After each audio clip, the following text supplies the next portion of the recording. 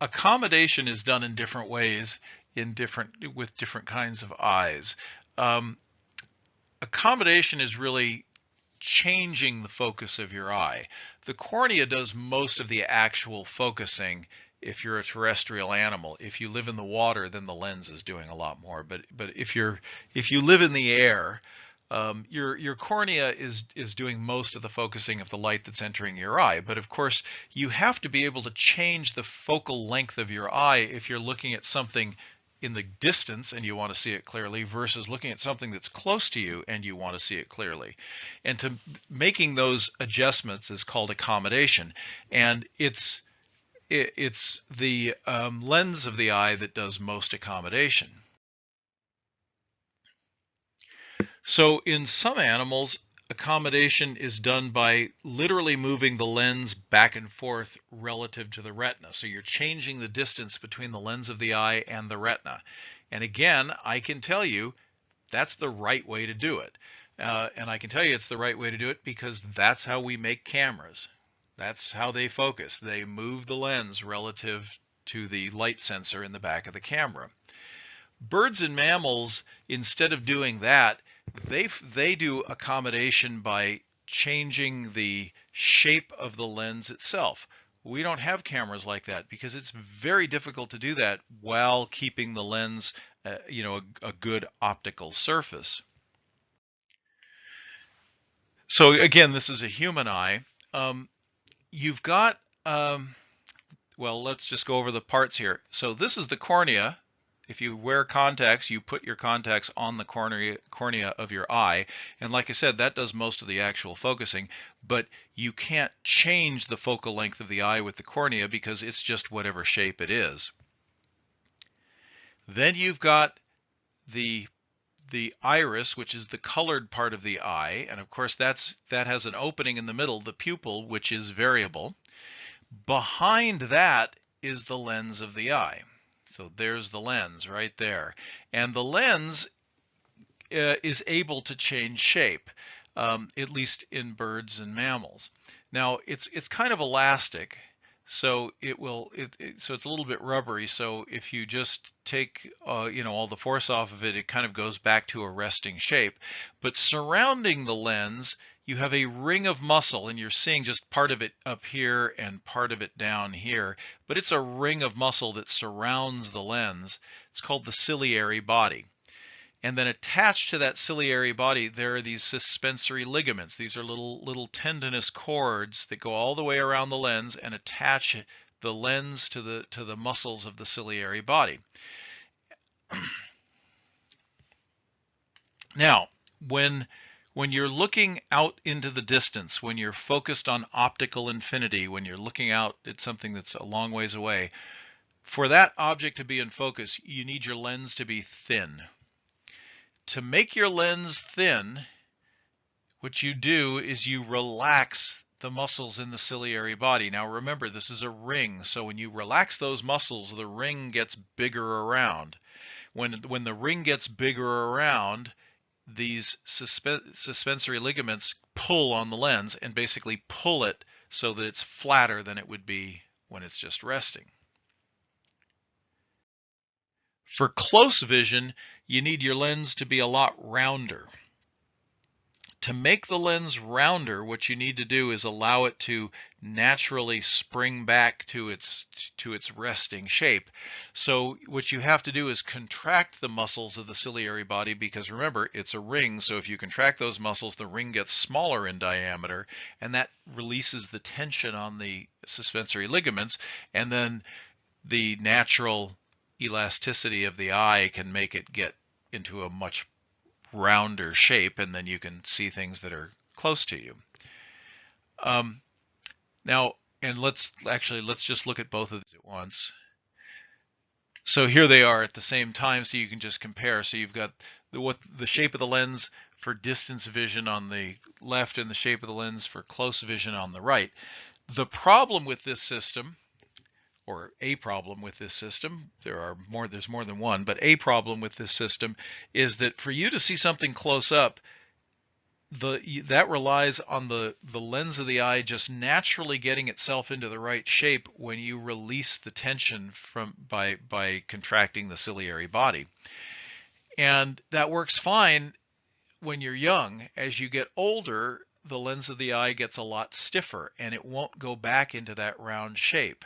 At first, it's not very noticeable, but you can't focus on something that's quite as close to your eye as you used to be able to, and then as the lens gets stiffer and stiffer, the closest you can see something keeps getting farther and farther away. So you've got that problem. Now, there are other ways that even mammals accommodate than this, because again, the eye is under selection pressure based on the environment of the animal and how the animal is using its sense of vision. So here is a horse. A horse has a really interesting way of accommodating. In one sense, it can't accommodate at all. It can't change the shape of the lens of its eye, and that's the way that mammals accommodate. So in that sense, a horse can't accommodate at all. But horses evolved out on basically flat plains. So they are basically, if a horse is standing there, the light that's coming in that's parallel to the ground is when the horse is looking at something far away. And so as that light comes in, it's focused on the retina. The light that's coming up, now this is not because the animal's moving its eye, it's just the light that happens to be coming up into it. If it's coming up from the ground is a lot closer to the animal than the horizon is, and so that light is coming in through a different path, and it's automatically focused on the retina. And you can see why it's automatically focused, because the eye is not a sphere. In most animals, the eye is basically a sphere. This is not a sphere. It has what's called a sloping retina. So the retina is closer to the lens for distance vision, and only part of the retina, the light that's coming in from the horizon is taking a path that takes it to where the retina is closer to the lens. And to see things that are close up, the animal is just, the light that's coming into its eye is coming in up from the ground. So the shape of the eye means that there's a greater distance between the lens and the retina in that part of the eye. So they can see clearly, but they're not changing the focus. It depends on where something is. So if you were trying to teach your horse to read, if you hold the newspaper up in front of it, in front of its face, it's never going to be able to see anything, because the light that's taking that path is automatically focused for distance. If you put the newspaper on the ground underneath the horse's head, that's where it can see it, because that's the lens of or the shape of the eye is adjusting that light so that it's focused when it's coming up from the ground. Birds have a different way of changing the shape of the lens for accommodation. They actually use muscles to change the shape in both directions. So they have something like a ciliary body that can stretch the lens out and make it flatter for distance vision.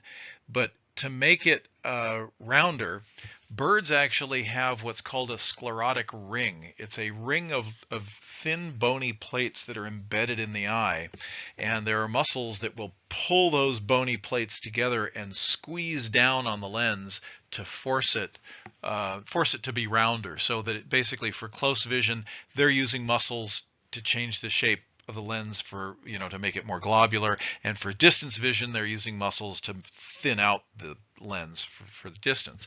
So birds, they don't get farsighted when they get older because of this. Here's a close-up of the vertebrate retina. The light sensing cells are at the bottom of this picture. They're down here, and so the path of light is from top to bottom. And you see all the neural wiring that light has to pass through before it reaches the light sensing cells. Now, in vertebrates, there are two different kinds of light sensing cells. There are rods, which you can see are more elongated than the alternate. They are very sensitive to light, so in dim light they will still work. They don't pick up any color information. Then there are cones. Cones have a pigment or various pigments in them that basically allows them to fire when certain colors of light hit them, but not when other colors of light hit them. And so it's the cones that give animals their color vision.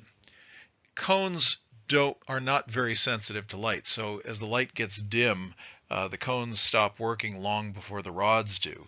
So, if you're out in the evening where it's dark, as the sun goes down, you can still see color, and as it gets darker, you can still see, but you get to the point where your color vision basically disappears and goes away. And one of the problems when your color vision goes away, when it's that dim, is that the light sensing cells in the fovea of your eye, which is that area that has the highest resolution, basically your best vision, those cells are all cones.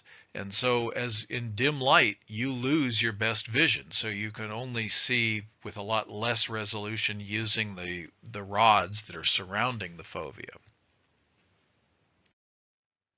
Vertebrates vary in the number and kinds of cones that they have. And we think that early land vertebrates had 3 cones. The synapsid that was the common ancestor for all mammals appears to have just had 2 cones. So that means that it had a much less range of color vision than we have. Because if you only have, we have 3 different kinds of cones, three color sensing cells, and that gives us the whole range of colors that we can see. If you only have 2, it cuts down on the range of colors you can see dramatically. And then in primates, the red cones basically split evolutionarily. I believe it was a gene duplication.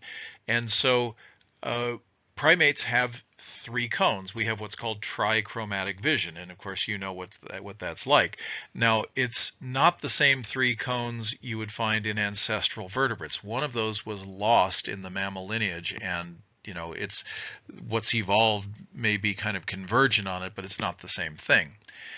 Birds have 4 cones, and just like if you go from trichromatic vision to dichromatic vision, it really reduces the range of colors that you can see. Dogs, for instance, the people used to say the dogs were, couldn't see color. They were colorblind. That's not true. Dogs can see color, but they have, like a lot of diurnal mammals, they have dichromatic vision, and colors, they can't see the range of colors that we can see, and they just don't seem to care very much about colors. It doesn't seem to mean very much to them. If your ancestors were primates that were eating fruit and had to be able to tell which fruit was ripe and which weren't based on their color, then you evolved to pay attention to color, and it's more important for you. Birds have 4 different kinds of cones, so they've actually got a much wider range of colors that they can see. And actually, a lot of birds can see out into the ultraviolet spectrum. So they can see colors that are beyond the range of our vision.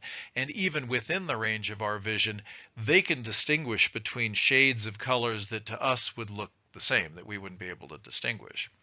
And then actually, I think the record in the vertebrates are some of the cichlid fishes, which you may have seen in a pet store or even had some in an aquarium. They have 5 different kinds of cones. So, again, the way vision works is under selection. So it varies from one group of animals to the next. The way that the light sensing cells actually function is a bit odd. So if you take a look at the upper part of this diagram, you've got a rod that's in the dark and a rod that's exposed to light.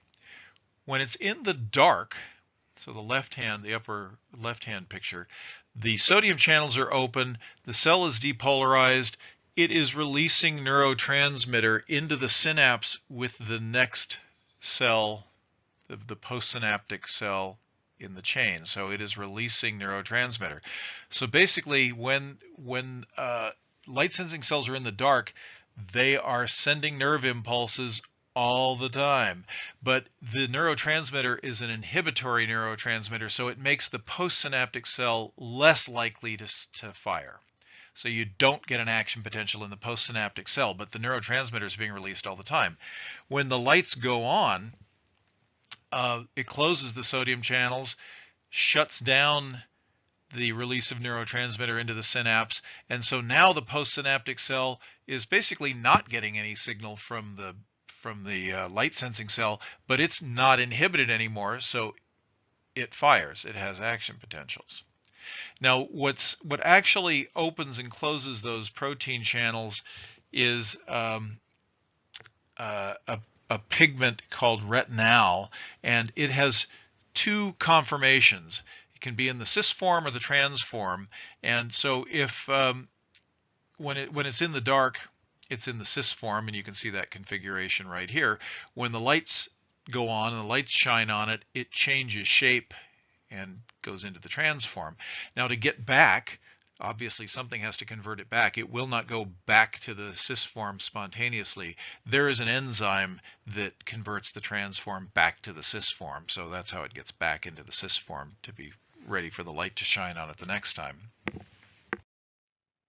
Visual fields are also under selective pressure, and there's this old idea that predators have their eyes facing forward and prey species tend to have eyes on the sides of their heads. And that's kind of true, but it's also missing the point, because if your eyes are facing forward, they function differently. You're getting different information into the brain than if the eyes are on the sides of your head.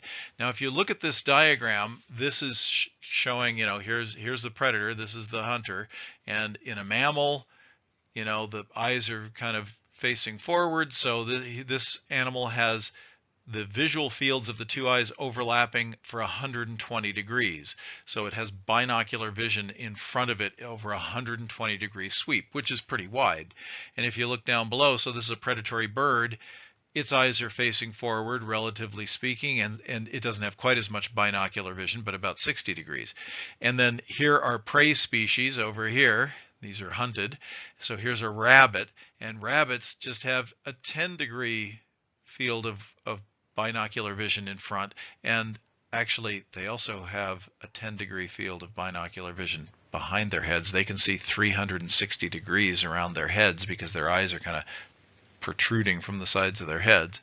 And for the bird, you've got a pigeon, which still has a lot more binocular vision than the rabbit does, even though it's basically a prey species, and it doesn't have quite 360 degrees of vision around its head, but almost. It does have a blind area about 60 degrees behind its head. So if you look at a diagram like this, it looks like that idea about predators having a more binocular vision, forward-facing eyes, is true compared to prey. And it is true in general, but what's critical is the binocular vision, because when the visual fields of your two eyes overlap, that gives you information about how far something is away from your head. And it's because your eyes are not in the same place. They're spaced apart, so you have a little bit of difference in the view from one eye than you do from the other eye. Your brain can put that together, the vision from each eye, and use that to construct kind of a three-dimensional map of where things are in front of you. Now, it doesn't work going out forever in front of you, and of course, the closer your eyes are together, the closer to your head that 3D information kind of peters out. So if you wanted to be able to tell the distance accurately between you and an object that's at a great distance from you, your eyes would have to be spread out really far to be able to do that. And in fact, we actually do that with telescopes to figure out how far away stars are. And even with stars, it only works with ones that are relatively close to us. And what we do is basically take a picture of the star we're interested in with the other stars in the background when the Earth is at one point in its orbit, and then wait 6 months and take a picture of the same star when the Earth is at the opposite side of its orbit, because then you've got those two you're spreading out basically about as far as we can at this point to try to get that 3D information about how far away that object is from us. So predators need to have that binocular vision because they need to know how far something is away from them, especially at the last moment as they're about to catch the prey. Either they're swooping on it if they're a bird, or they're jumping onto it if they're a mammal. And of course, prey do tend to need to it doesn't really matter how far away something is, they just need to see it. They need to see that it's there, because if they see that it's there, their main defense is basically going to be to run away. But like I said, binocular vision does kind of go with predators, but it has to do with getting that three-dimensional information, that information about how far something is away from the animal. So other animals that need to have that 3D information tend to be animals that climb, because if you're a climber and you're jumping from one tree branch to another, you'd better have a real good idea of where that other branch is in three-dimensional space before you jump, because otherwise you're going to miss it. And so animals like primates, most primates are not really predators, but most primates have binocular vision because they're climbers and they need that distance information. And also, when it comes to birds, notice even the pigeon, which is sort of the equivalent of the rabbit in terms of being a prey species, but it has a lot more binocular vision. Well, yeah, because it's a bird, it's flying, and when you're flying, you're fine, but when you're done flying, you've got to be able to land on something. And as you're coming into land, you need to know exactly where that branch is if you're going to be able to land on it and not crash. So the amount of binocular vision has to do really with that three-dimensional information about where things are in space around you. And of course, there's a trade-off, right? In general, the more binocular vision you have, the bigger the blind spot is going to be behind your head. Now, we have a lot of binocular vision, but you actually have about 180 degrees, not quite, but almost 180 degrees of a visual field around your head. So that's pretty good. So here's a European rabbit, and you can see how the eyes are way out on the side of the head, and that's what allows them to actually see behind their heads and gives them a 360-degree field of view.